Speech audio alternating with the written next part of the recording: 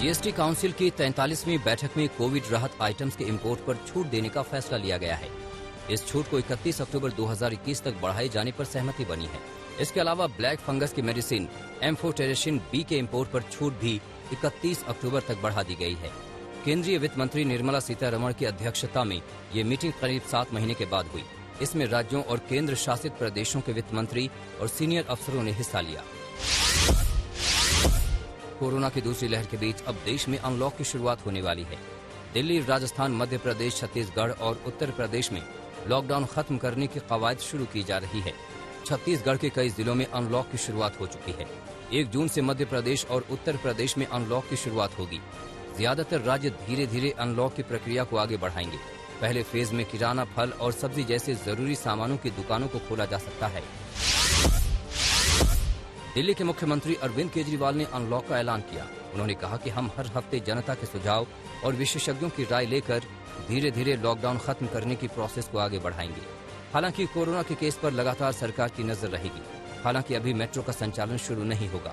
सोमवार सुबह 5 बजे से राजधानी दिल्ली में लॉकडाउन खुलना शुरू होगा।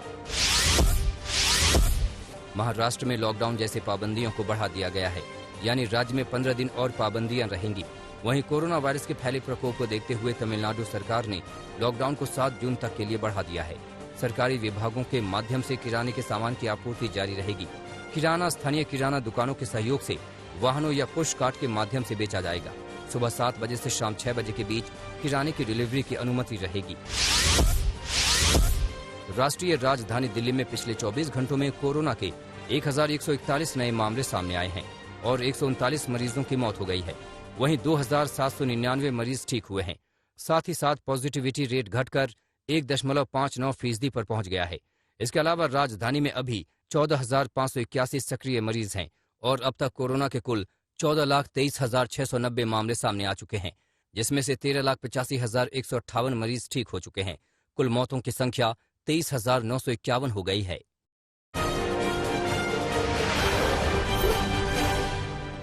दिल्ली में बिजली और सीएनजी से संचालित होने वाले शमशान घाट स्थापित करने के मामले में हाईकोर्ट ने दिल्ली सरकार सहित सभी एमसीडी से जवाब मांगा है।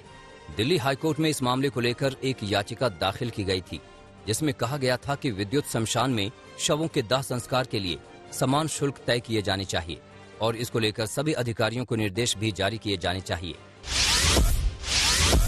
कोरोना महामारी के इलाज के लिए बनाई गई DRDO की 2DG दवा की कीमत तय हो गई है। 2DG के एक पाउच की कीमत 990 रुपए रखी गई है। केंद्र और राज्य सरकारों के साथ ही सरकारी अस्पतालों को इसकी खरीद पर छूट दी जाएगी। 2DG दवा को DRDO की lab institute of nuclear medicine ने डॉक्टर रेड्डीज लेबोरेटरी की मदद से तैयार किया है। शुरुआती ट्रायल में पता चला था कि इससे मरीज के ऑक्सीजन लेवल में भी सुधार होता है। DCGI ने पिछले महीने की शुरुआत में 2DG को इमरजेंसी अप्रूवल दिया था। DGCA ने अंतर्राष्ट्रीय कमर्शियल पैसेंजर उड़ानों पर प्रतिबंध को 1 महीने के लिए यानी 30 जून 2021 तक बढ़ा दिया है। ये प्रतिबंध अंतर्राष्ट्रीय ऑल कार्गो संचालन और विशेष रूप से जारी उड़ानों पर लागू नहीं होगा। इससे पहले तक ये प्रतिबंध 31 मई तक के लिए था। कोरोना वायरस के कारण ये प्रतिबंध पिछले साल मार्च 2020 में लागू किया गया था। पश्चिम बंगाल में केंद्र और राज्य सरकार के बीच खींचतान जारी है। यास तूफान से हुए नुकसान का जायजा लेने प्रधानमंत्री नरेंद्र मोदी पश्चिम बंगाल पहुंचे, जहां ममता रिव्यू मीटिंग में समय से नहीं पहुंची। ममता और चीफ सेक्रेटरी एक ही परिसर में होने के बावजूद बैठक के लिए 30 मिनट की देरी से पहुंचे। खबरों की माने तो दीदी मीटिंग में शुभेंदु अधिकारी को बुलाए जाने से नाराज थीं। इस दौरान ममता ने पीएम मोदी से मुलाकात कर तूफान से हुए नुकसान की प्राइमरी रिपोर्ट सौंपी। दोनों नेताओं के बीच करीब 15 मिनट बात हुई। ये मुलाकात पश्चिम मेदिनीपुर जिले में कलाईकुंडा में हुई। एक अमेरिकी रिपोर्ट में भारत में धार्मिक आजादी की स्थिति फिर नकारात्मक बताई गई है। USCIRF की तरफ से जारी वार्षिक रिपोर्ट में भारत में धार्मिक आजादी की स्थिति को नकारात्मक करार दिया गया है। भारत को कंट्री ऑफ पर्टिकुलर कंसर्न यानी चिंताजनक हालात वाले देशों की लिस्ट में रखने की सिफारिश की गई है। रिपोर्ट में भारत में धार्मिक आजादी बाधित करने, कट्टर धार्मिक संगठनों का समर्थन करने की निंदा की गई है।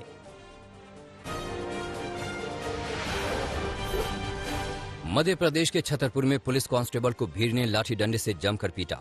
मारपीट का वीडियो सोशल मीडिया में वायरल हो गया है। कांस्टेबल लॉकडाउन के दौरान खोले गए दुकान को बंद कराने पहुंचा था, लेकिन लोगों ने ऐसा करने से इनकार कर दिया। पुलिस कांस्टेबल से बहस के बाद विवाद और गहरा गया और बात मारपीट तक पहुंच गई। टोंक के बनास नदी में एक युवक की डूबने से मौत हो गई है। पीड़ित युवक अपने भाई और दोस्तों के साथ नदी में नहाने गया था। साथ गए दोस्तों ने युवक को बचाने की बहुत कोशिश की, लेकिन उसके गहरे पानी में जाने से हिम्मत टूट गई। गोताखोरों ने लगभग 1.5 घंटे की मशक्कत के बाद युवक का शव बरामद कर लिया। महाराष्ट्र के बारामती में ससुराल वालों पर 21 वर्षीय नवविवाहिता को जहर देकर मारने का दर्दनाक मामला सामने आया है। आरोप है कि ससुराल वाले ने 51 तोले सोने के गहनों की मांग की थी।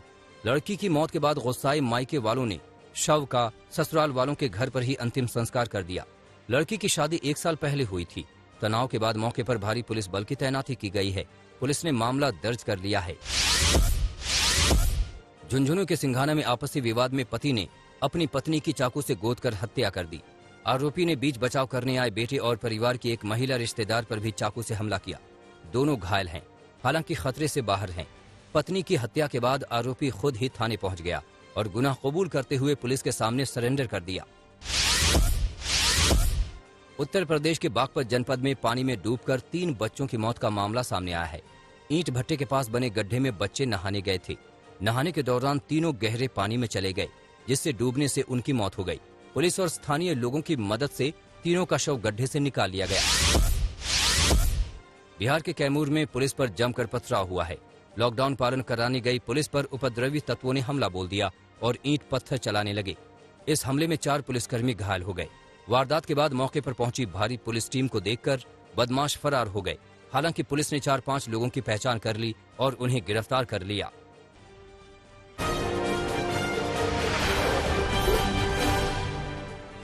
मध्य प्रदेश के ग्वालियर में सेक्स रैकेट का पर्दाफाश हुआ है। ग्वालियर क्राइम ब्रांच ने एक ब्यूटी पार्लर में छापा मारकर मौके से 5 लड़कियों को हिरासत में लिया। ग्वालियर क्राइम ब्रांच को सूचना मिली थी कि गोविंदपुरी इलाके में एक इमारत में 3री मंजिल पर एक ब्यूटी पार्लर की आड़ में सेक्स रैकेट चलाया जा रहा है। पकड़ी गई लड़कियां दिल्ली और कोलकाता की रहने वाली बताई जा रही हैं।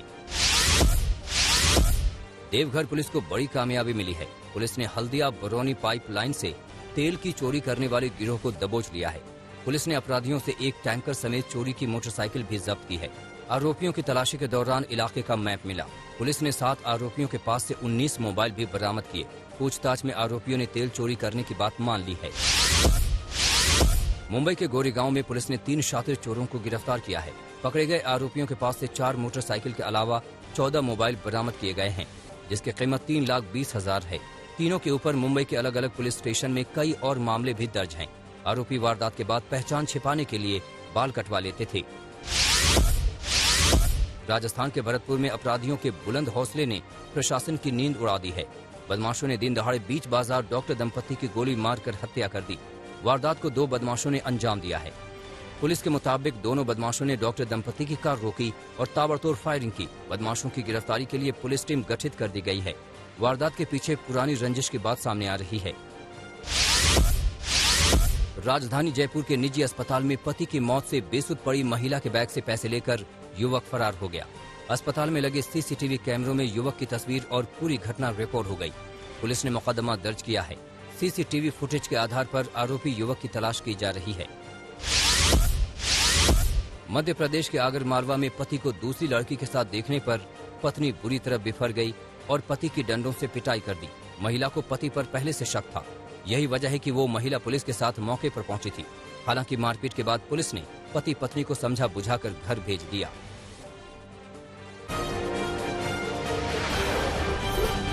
गाजा में इजरायली हमलों में मानवाधिकारों के उल्लंघन मामलों की अंतर्राष्ट्रीय जांच होगी।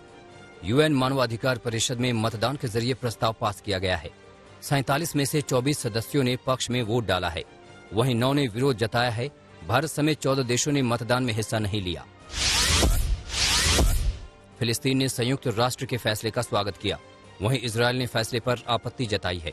प्रधानमंत्री बेंजामिन नेतन्याहू ने फैसले को शर्मनाक बताया, जिसमें यूएनएचआरसी को इजरायल विरोधी बताया गया है। फिलिस्तीन की मदद के लिए चीन आगे आया है। $10 लाख की मदद देने का वादा किया है। कोरोना से निपटने के लिए 2 लाख कोरोना की वैक्सीन भी फिलिस्तीन को चीन देगा। सीरियाई राष्ट्रपति बशर अल असद की चौथी बार सत्ता में वापसी हुई है। चुनाव में 95.1% वोट के साथ जीत मिली है। जीत की खुशी में समर्थकों ने रैली निकाली। बशर अल असद की जीत पर विपक्ष ने धांधली का आरोप लगाया है। प्रधानमंत्री जस्टिन ट्रूडो ने दूसरे विश्व युद्ध के दौरान इटली के लोगों पर कनाडा में हुए अत्याचारों के लिए औपचारिक रूप से माफी मांगी। दूसरे विश्व युद्ध के दौरान कनाडा में रह रहे इटली के बेकसूर लोगों को कैंपों में कैद किया गया था। हाउस ऑफ कॉमन्स में ट्रूडो ने इसे अस्वीकार्य करार दिया।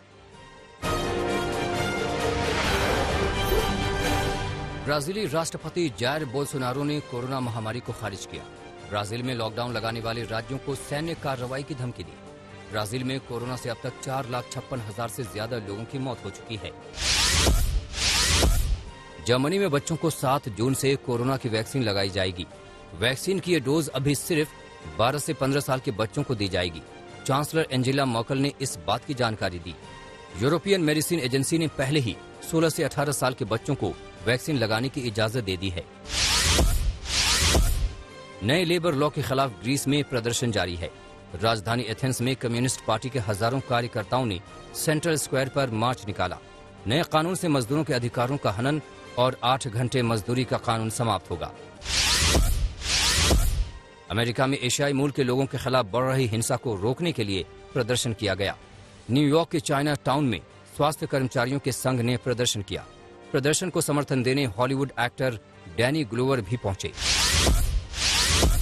करियर की 952वीं जीत के साथ नोवाक जोकोविच बेलग्रेड ओपन के सेमीफाइनल में पहुंचे हैं। जोकोविच ने क्वार्टर फाइनल में सीधे सेंटो में अर्जेंटीना के फेडरिको कोरिया को 6-1, 6-0 से शिकस्त दी।